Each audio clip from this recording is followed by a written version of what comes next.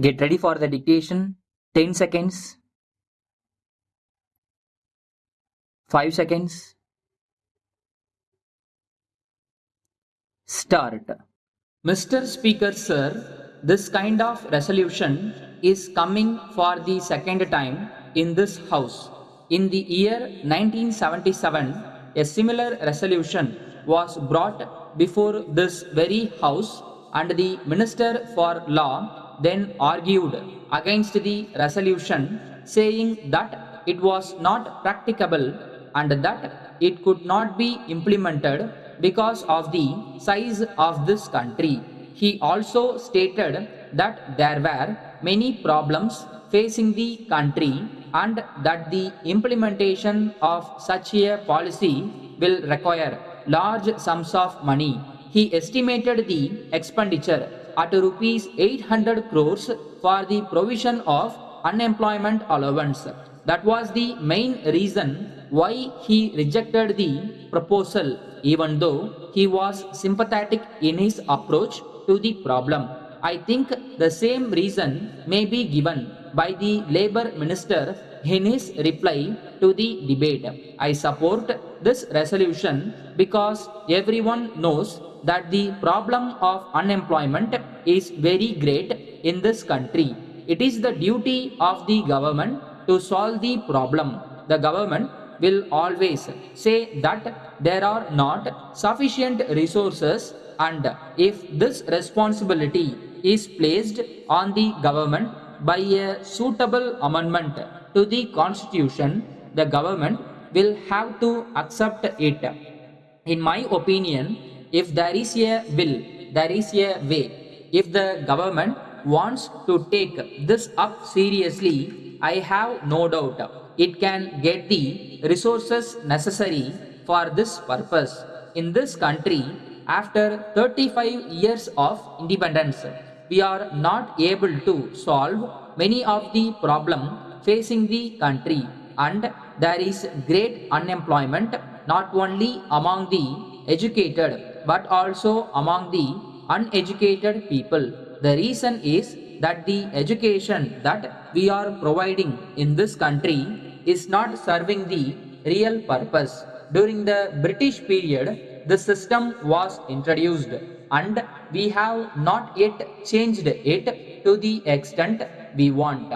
This is responsible for the present situation. We are producing graduates in large numbers without any purpose. Every year, a large number of graduates come out of our educational institutions.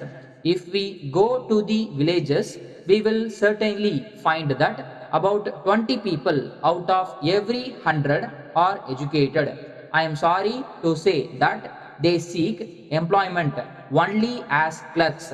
They also expect the government to provide them such jobs. No government will be in a position to provide jobs in the country. Any political party may say that it will provide employment to all, but after coming to power, it will find that it is not possible.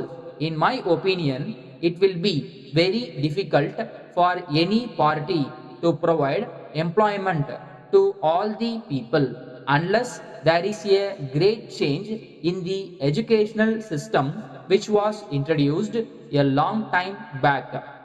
In this connection, my request to the government is this. Of course, it is not in the hands of the labor minister, but I request him to impress on the educational minister about the necessity to make a change in the scheme of education provided to the people. One of the reasons for the fall in the standard of education is that our young men do not benefit at all from the education which is now provided in our educational institutions. The education that we provide at present to students should be job oriented because we need technical men in various branches in our villages. But I am sorry to say that we are not having sufficient number of these people. If we provide this kind of education, we can provide them with employment.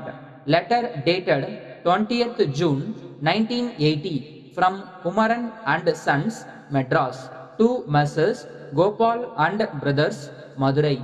Dear Sirs, kindly refer to your enquiry of the 10th instant regarding our new product advertised last week. As you are aware, we are specializing in the manufacture and sale of the said product. We can guarantee that our product is of the finest quality. It will be introduced in the market within a few weeks, and we are now ready to receive wholesale orders. The exact date for the opening of the retail trade will be announced next week. We have decided to give this commodity considerable publicity, and we have already launched our publicity campaign in all the leading newspapers in the country. At the same time, we are also planning a vigorous press and poster campaign so that the name of our product becomes well known to the public by the time the retail trade is started. We propose to publish our advertisements in several English and Tamil papers throughout the country. We enclose herewith details of advertisement materials that will be supplied free to those who stock our product, and copies of the leaflets that will be distributed to the public. They contain information about the uses and advantages of our product. Our representative will show you sample packets and take advance orders. We would welcome your valuable suggestions for making our advertisement campaign a success. Yours faithfully.